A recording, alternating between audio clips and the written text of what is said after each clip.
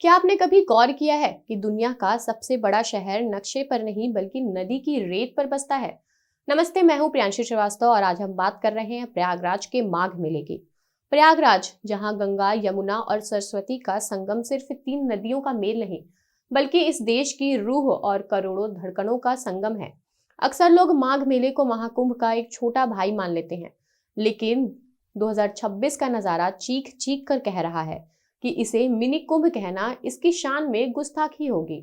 कड़ाके की ठंड है, कोहरे की सफेद चादर है, लेकिन संगम की रेती पर जो तपस्या का शहर खड़ा हुआ है, वो इस बार पिछले सारे रिकॉर्ड को तोड़ने के लिए तैयार है।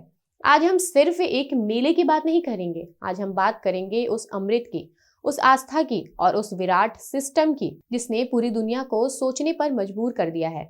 आखिर क्या है 2026 के इस मेले का वो सीक्रेट जो इसे इतना खास बना रहा है? चलिए आज इसकी एक एक परत को बहुत करीब से और आसान भाषा में समझते हैं। मेले की इस चकाचौंध को समझने के लिए हमें पहले जरा इतिहास के उन पन्नों को पलटना होगा जिन्हें हम पुराण कहते हैं। आखिर इस मिट्टी में ऐसा क्या है कि लोग बर्फ जैसे ठंडे पानी में डुबकी लगाने के लिए हजारों मील से खींचे चले आते हैं। शास्त्रों में प्रयागराज को तीर्थराज कहा गया है, यानी वो जगह जो सारे तीर्थों का राजा है। मत्स्य और पद्म पुराण की माने तो जब सृष्टि का निर्माण होना था, तब ब्रह्मा जी ने पूरी पृथ्वी पर सबसे पवित्र कोना चुना और वो था यही संगम तट।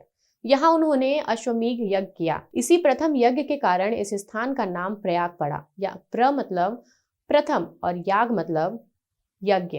लेकिन संगम के जल को जो चीज अमृत बनाती है वो है समुद्र मंथन की वो पुरानी कहानी, जब अमृत कलश को लेकर देवताओं और असुरों के बीच छीना झपटी हुई, तब उस कलश से अमृत की 4 बूंदें धरती पर गिरी थी। प्रयागराज उनमें से एक है। मान्यता है कि माघ के महीने में खासकर वो 6 खास स्नान वाली तिथियों पर जब ग्रहों का संयोग बनता है, तब यहाँ का जल साक्षात अमृत बन जाता है।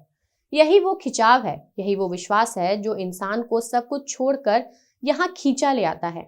अब सवाल ये है कि आखिर 2026 का ये मेला पुराने मेलों से इतना अलग क्यों है? इसकी सबसे बड़ी वजह है 2025 का वो भव्य महाकुंभ। पिछले साल जो ग्लोबल आयोजन हुआ, उसकी कामयाबी ने भक्तों के मन में एक नई ऊर्जा भर दी। महाकुंभ के उस हाईटेक इंतजाम ने लोगों का भरोसा इतना बढ़ा दिया कि इस साल माघ मेले में रिकॉर्ड तोड़ भीड़ उमड़ रही है। आने वाली 15 जनवरी यानी मकर संक्रांति के आंकड़े सुनकर आप दंग रह जाएंगे। प्रशासन का अनुमान है कि अकेले उस दिन 2 करोड़ से ज्यादा लोग संगम में डुबकी लगाएंगे। अब आप खुद सोचिए, 2 करोड़ लोगों को संभालना किसी देश के लिए कितना बड़ा सिर दर्द हो सकता है। लेकिन यहाँ की तैयारी उसे एकदम आसान बना रही है। अगर आप इस बार संगम तट पर जाएंगे तो आपको समझ आएगा कि असली मैनेजमेंट किसे कहते हैं। सबसे बड़ा बदलाव हुआ है स्नान घाटों में। पिछले साल घाट लगभग 2 किलोमीटर के थे, लेकिन इस बार लंबाई बढ़ाकर 3.69 किलोमीटर की कर दी गई है। अरैल से लेकर झूसी तक कुल 24 बड़े स्नान घाट तैयार किए गए हैं, ताकि कहीं भी भगदड़ न हो और लोग चैन से स्नान कर सके।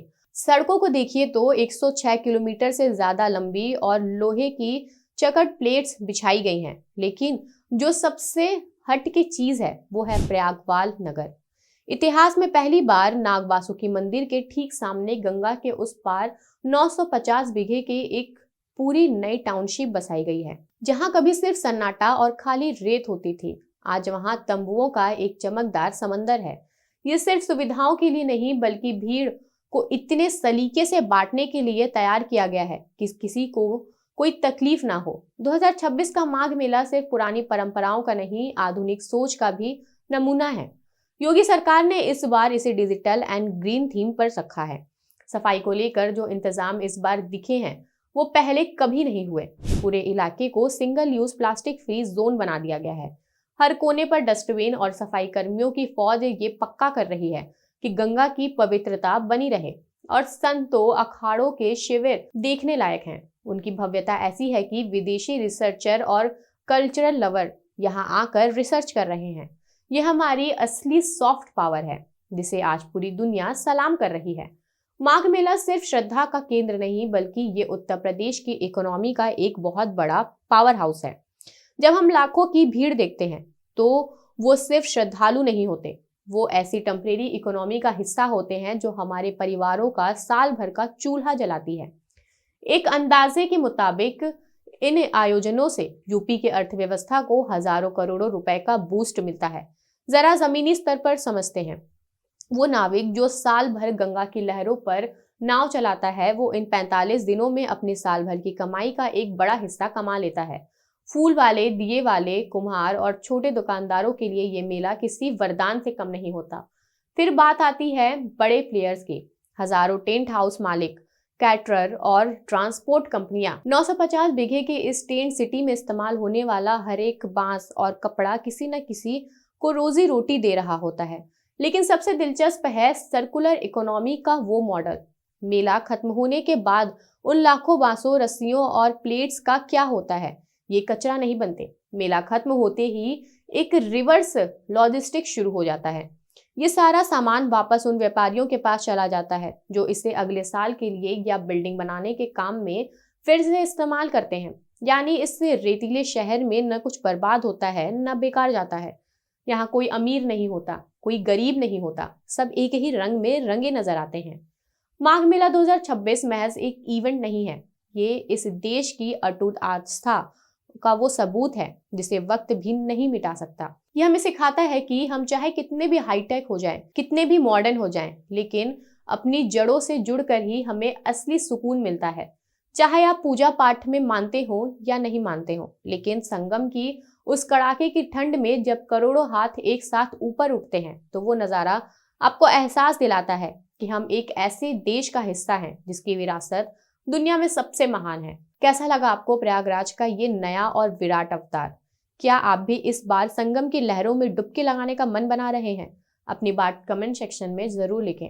अगर ये वीडियो आपको इंफॉर्मेटिव लगा हो तो इसे उन लोगों तक जरूर पहुंचाएं जो इस बार माघ मेले में आने की प्लानिंग कर रहे हैं। मैं हूं प्रियांशी श्रीवास्तव और फिर मिलूंगी आपसे किसी और ऐसी ही दिलचस्प और गहरी कहानी के साथ।